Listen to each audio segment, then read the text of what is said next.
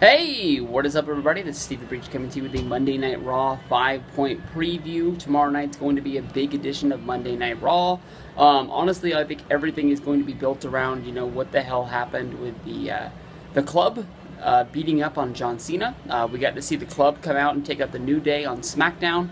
I believe that Cena wasn't even featured on the show. They were trying to hold him off, getting him ready for the big Monday Night Raw to get the reveal of what is going on. It sort of seems like the club is going to be the new face of the new era. Even if they don't really have a Stephanie or a Shane McMahon behind them, I'm guessing that this is going to be, the building blocks. So this is our time. We need to push to the front.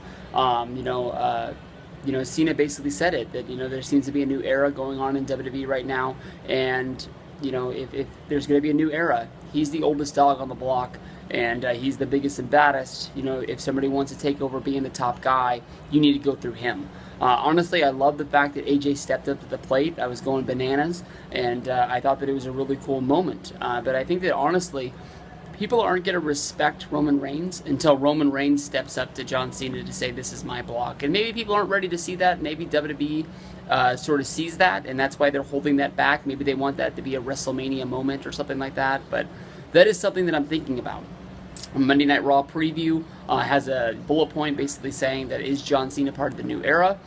John Cena is not part of the new era, and they're going to have to figure this out. I mean, John Cena has basically showed that anytime there's a movie role, anytime there is a, what do I want to say here? Anytime there's like a reality show that's going to pop up, Cena's going to jump at it. And Cena doesn't want to be involved with WWE for the rest of his life. I think that Cena would like to find a gig, a lot like The Rock.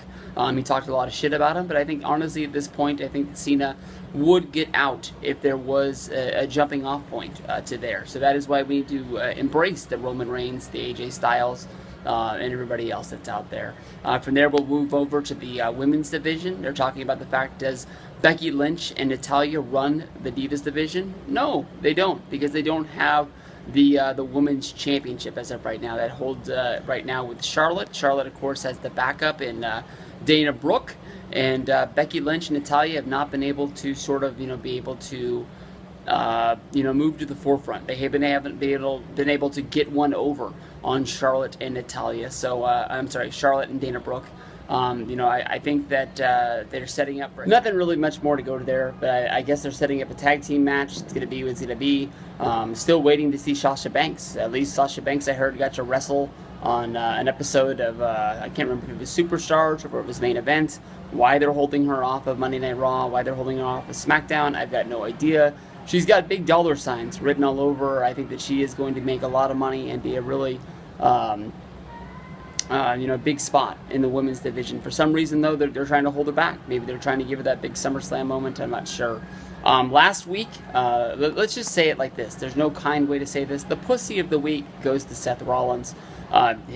They said mind games that he tried to pull with Roman Reigns last week, coming out down into the ring looking for a fight, going back, picking up the microphone, looking to deliver a promo, then not delivering a promo, going back looking like he's going to have a fight, and just basically walking away and doing nothing.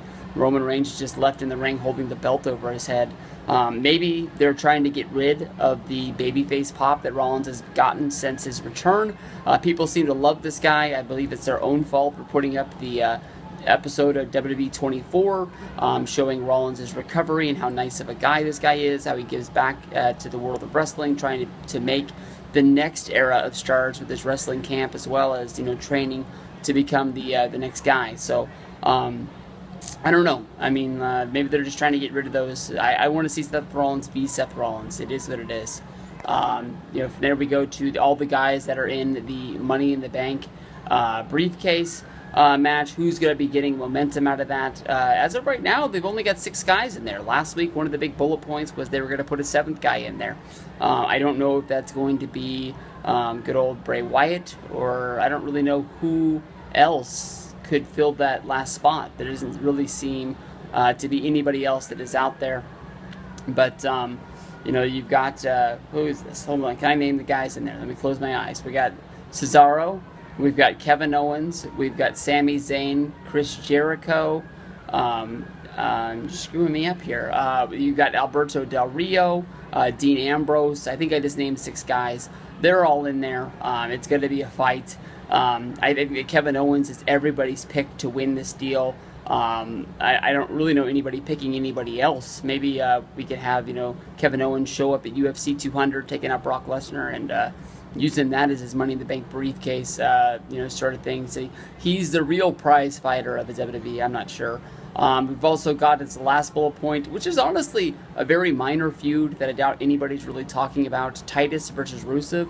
But I can honestly say that I've been really impressed with Titus stepping at the Rusev, slapping this guy right in the face, punching him right in the face, calling him out, and just basically saying, I'm going to whoop your ass. I think at the end of the day, Rusev's going to beat him, and there's not really much to this whole run. But Titus, to me, when it looked like he came back from his suspension with nothing really going on, seems like he's got something going on. And in the end, it'd probably just be a flash in the pan, over and done with. But you never know. We've seen guys get started off with nothing and turn chicken salad into chicken shit and become United States Championship or winning the Money in the Bank briefcase at WrestleMania. So I'll see you guys down the road.